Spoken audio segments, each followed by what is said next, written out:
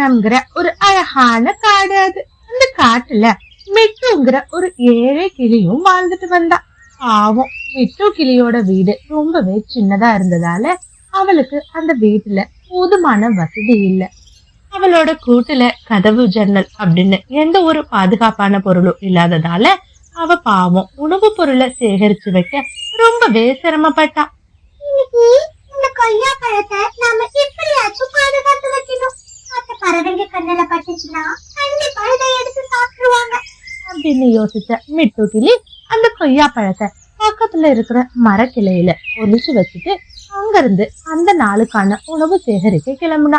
அதே காட்டுல பூரி அப்படிங்கிற காகமும் வாழ்ந்துட்டு வந்தா.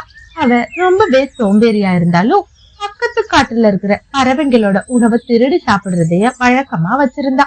இதே மாதிரி ஒரு நாள் பக்கத்து காடுக்கு பறந்து போய்கிட்டு இருக்கும் போது அவளுக்கு கொய்யா பழத்தோட வாசம் காத்துல வீச ஆரம்பிச்சிச்சு.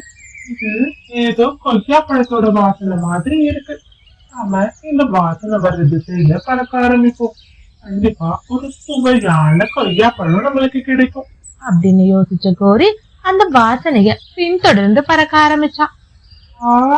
நான் கண்டுபிடிச்சிட்டேன். இந்த கோரிக்கிட்ட இருந்து யாராலையும் எதையும் மறைக்க முடியாது.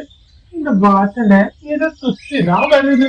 கண்டிப்பா அந்த மிட்டு கிளிதான் எங்கேயோ கொய்யா பழத்தை பதுக்கி வச்சிருக்கா. ஏய், எங்க வச்சிருந்தாலும் இந்த கோரியால அது ஈஸியா கண்டுபிடிக்க முடியும். இதோ கண்டுபிடிச்சிட்டேன் அப்படின்னு சொல்லி கொய்யா பழத்தை எடுத்த கோரி சந்தோஷமா அந்த பழத்தை எடுத்துட்டு அங்கிருந்து வேகமா பறக்க ஆரம்பிச்சா. இந்த கொய்யா பழத்தோட மனம் இப்பவே என்ன சாப்பிட சொல்லி தோண்டுது. நாம போய் காலுவ கூப்பிட்டுட்டு வரலாம். அவரு எனக்காக எவ்வளவோ கஷ்டப்பட்டு திருடுறாரு. அவருக்காக இந்த கொய்யா பழத்தை கொடுத்தா நாம ஒண்ணு குறைஞ்சிட மாட்டோம் அப்படின்னு யோசிச்ச கோரி அங்கிருந்து கிளம்பி காலுவை தேடி போனுச்சு. காலு ஆத்தங்கரை பக்கத்துல ஒரு மரக்கிளையில சாஞ்சு பாட்டு பாடிக்கிட்டு படுத்திருந்தா. இன்னைக்கு எந்த ஒரு பழமுமே நம்மளுக்கு கிடைக்கல. நல்ல ஒரு மனம் மட்டும் வந்துச்சு. ஆனா அந்த கொய்யா பழம் எங்க இருக்குன்னே தெரியல. நாம உணவு தேடி எங்க போறது அப்படின்னு காலு பேசிட்டு இருக்கும் போது அந்த இடத்துக்கு வந்த கோரி, ஆலோஜி அவளைய விடுங்க, நீங்க பேசுனதை நான் கேட்டேன். உடனே வீட்டுக்கு வாங்க, உங்களுக்காக நான் ஒரு பொருள் வச்சிருக்கேன். என்ன கோரி, அப்படி என்ன வச்சிருக்க? நீங்க இப்ப எந்த வாசனைய பத்தி பேசுனீங்களோ அததான் நான் வச்சிருக்கேன். என்ன கோரி சொல்ற? கொய்யா பழமா? ஆமா காலுஜி, உங்களை மாதிரியே நானும் அந்த வாசனைய பிடிச்சிட்டு பின்தொடர்ந்து போனேன். அந்த மிட்டு கூட்டுல இருந்து ஒரு கொய்யா பழத்தை எடுத்துட்டு வந்துட்டு, சரி வாங்க காலேஜி வீட்டுக்கு போய் அதை சாப்பிடலாம். இந்த கொய்யா பழத்தோட சுவை எவ்வளவு நல்லா இருக்கு பாத்தீங்களா?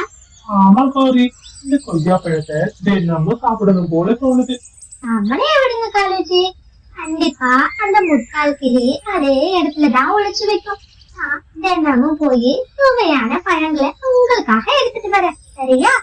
இந்த மாதிரி ஏழை பறவைங்க இருக்கிற வரைக்கும் நாம தினமும் புது புது உணவை சாப்பிட்டு பார்க்கலாம் அப்படின்னு சொல்லி 2 பேரும் சந்தோஷமா சிரிச்சு பேசிட்டு இருந்தாங்க. இந்த மாதிரி ஸ்டோரிஸை தொடர்ந்து பார்க்கணும்னு நினச்சிங்கன்னா மறக்காம சிட்டு பேர்ட் ஸ்டோரிஸ் சேனலை சப்ஸ்கிரைப் பண்ணுங்க. கூடவே பக்கத்தில் இருக்கிற ஆல் சிம்பிளையும் ப்ரெஸ் பண்ணுங்க. ஸ்டோரி பிடிச்சிருந்தா லைக் பண்ணிட்டு உங்க ஃப்ரெண்ட்ஸ் கூடவும் ஷேர் பண்ணுங்க. என்னோட கொய்யா பழத்தை இங்கதான் வச்சிருந்தேன், அதை யாரும் எடுத்துட்டு போனாங்கன்னே தெரியல. எவ்வளவு ஆசையா வச்சிருந்தேன் அப்படின்னு சொல்லி என்ன அழ ஆரம்பிச்சான். திரும்பவும் மறுநாள் காலையில பொழுது விடிஞ்சதும் உணவு தேடி மிட்டு கிளி ரொம்ப தூரம் பறந்து போனா. அவளுக்கு கொய்யா பழத்தோட வாசனை வரவும் நேரா அந்த கொய்யா மரத்து பக்கத்துல போனா. அங்க 3 பழுத்த கொய்யா பழங்களை பார்த்த மிட்டு அங்க இருந்து அந்த கொய்யா பழங்களை பறிச்சு ரொம்பவே ஆசையா தன்னோட கூட்டுக்கு எடுத்துட்டு வந்தா. எடுத்துட்டு வந்தவன் ஒரு கொய்யா பழத்தை ரொம்ப ருசிச்சு சாப்பிட்டுட்டு மீதம் இருக்கிற 2 கொய்யா பழத்தை எடுத்துட்டு நேரா பக்கத்துல இருக்கிற மீனு வீட்டுக்கு போனா. எனக்கு இப்ப பெருசா பசிக்கல, அதனால இந்த 2 பழத்தையும் என் வீட்டு அலமாரியில வைக்கிறேன். இத கேட்ட மிட்டு கிளி தன்னோட கொய்யா பழம் பாதுகாப்பா இருக்கு அப்படின்னு சொல்லிட்டு உணவு தேடி பறக்க ஆரம்பிச்சிச்சு. திரும்பவும் அன்னைக்கு வாசனை புடிச்சுக்கிட்டே வந்த கோரிக்காக கொய்யா பழத்தோட வாசனை வரவும், இன்னைக்கும் அதே மாதிரி வாசனை வருது. கண்டிப்பா அந்த மிட்டு தான் எங்கேயோ ஒளிச்சு வச்சிருக்கா. அப்படின்னு சொல்லிட்டு அந்த வாசனைய பின்தொடர்ந்து பறக்க ஆரம்பிச்சா. மிட்டு கிளி கூட்டுக்கு போனதும் வாசனை பக்கத்துல இருக்கிற மீனு வீட்டுல இருந்து வந்தது. ஆஹா, இன்னைக்கு மீனு வீட்டுல இருக்கா கொய்யா பழம்.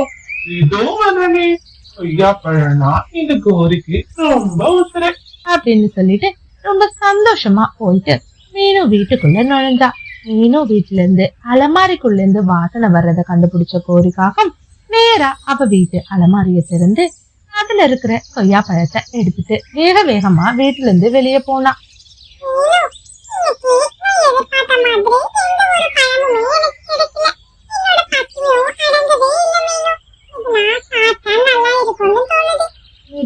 நீ ஒன்னும் கவலைப்படாத, என்கிட்ட கொடுத்தல அந்த கொய்யா பழம் ரெண்டும் என்னோட வீட்டுல பத்திரமா வச்சிருக்கேன்.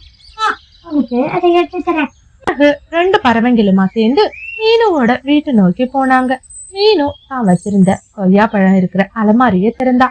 ஆனா அவ வச்ச இடத்துல எந்த ஒரு கொய்யா பழமுமே இல்லாததால மீனு குருவி ரொம்பவே அதிர்ச்சியானா. அந்த கொய்யா பழம் ரெண்டுத்தையும் நான் இந்த இடத்துலதான் வச்சேன். ஆனா இப்போ அந்த கொய்யா பழம் காணும். யாரும் வந்து என் வீட்லயும் பழத்தை திருடிட்டு போயிருக்காங்கன்னு நினைக்கிறேன்.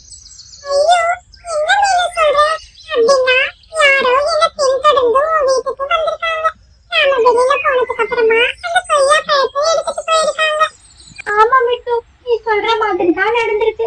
யாருதான் இப்படி பழங்களை திருடுறாங்கன்னே தெரியலையே. இத நாம சும்மா விடக்கூடாது. அந்த பழத்திருடன் யாருன்னு நாம கண்டுபிடிச்சே ஆகணும். அவளோட யோசனைப்படியே நேரா பொற்கொல்லர் வீட்டுக்கு மிட்டுவ கூட்டிட்டு போனா. எங்களுக்கு பறவையை பிடிக்கிறதுக்காக ஒரு வலுவான பொறி வேணும். என்ன பறவைய சொல்ற? பறவைய பிடிக்கிறதுக்கு பொறி வேணுமா? அப்படி என்ன தேவை இருக்கு இப்போ? எங்களோட வீட்ல இருந்து யாரோ ஒருத்தர் தினமும் பழங்கள் எல்லாம் திருடிட்டு போறாங்க. நாங்க அந்த திருடனை கண்டுபிடிக்கிறதுக்காக தான் பொறி வாங்கலான்னு வந்திருக்கோம். அப்படியா? சரி சரி, ரெண்டு பேரும் இங்கேயே இருங்க, நான் உங்களுக்கு தேவையான பொறிய போய் எடுத்துட்டு வரேன் அப்படின்னு சொல்லிட்டு உள்ள போன கழுகு அங்கிருந்து ஒரு வலுவான பொறி எடுத்துட்டு வந்து பறவைங்க கிட்ட கொடுத்துச்சு. பாருங்க பறவைங்களா, இந்த பொறியில மட்டும் அந்த திருட்டு பறவை மாட்டுச்சுன்னா கண்டிப்பா அதோட உடம்புல அடிபட்டுரும். அதை வச்சு நீங்க ஈஸியா யார் அந்த திருடன்னு கண்டுபிடிச்சிடலாம். மறுநாள் காலையில பொழுது விடிஞ்சதும் எப்பயும் போல மிட்டு கிளி உணவை தேடி பறக்க ஆரம்பிச்சிச்சு. அந்த பக்கம் மிட்டு போனதும் வேக வேகமா பாட்டு பாடிக்கிட்டே சந்தோஷமா கோரிக்காகம் பறந்து வந்தா. இன்னும் ஒரு அருமையான வாசனை. கண்டிப்பா அந்த மிட்டு கூட்டுலதான் பழத்தை ஒழிச்சு வச்சிருக்கா. இதோ வந்துட்டேன், கண்டுபிடிச்சிட்டேன். இந்த கோரி கொய்யா பழத்தை கண்டுபிடிச்சிட்டேன் அப்படின்னு சொல்லி மிட்டு கிளி ஒழிச்சு வச்சிருக்கிற கொய்யா பழத்தை எடுக்கிறதுக்காக சந்தோஷமா கோரிக்காகம் கீழே குமிஞ்சான். இந்த மாதிரி ஸ்டோரிஸை தொடர்ந்து பார்க்கணுன்னு நினச்சிங்கன்னா மறக்காமல் சிட்டு பேர்ட் ஸ்டோரிஸ் சேனலை சப்ஸ்கிரைப் பண்ணுங்கள். கூடவே பக்கத்தில் இருக்கிற ஆல் சிம்பிளையும் ப்ரெஸ் பண்ணுங்க. ஸ்டோரி பிடிச்சிருந்தா லைக் பண்ணிவிட்டு உங்கள் ஃப்ரெண்ட்ஸ் கூடவும் ஷேர் பண்ணுங்கள். இது எல்லாத்தையும் பக்கத்துல இருந்த ஒரு மரத்துக்கு பின்னாடில இருந்து ஒளிஞ்சுக்கிட்டு மீனுவும் மிட்டுவும் பார்த்துட்டு இருந்தாங்க. மிட்டு, நான் அப்பவே நினைச்சேன் கண்டிப்பா இது அந்த காகங்களோட வேலையாதான் இருக்கும்னு. இப்ப பாரு, தினமும் உன்னோட பழங்களை திருடுறது இந்த காகம் தான்.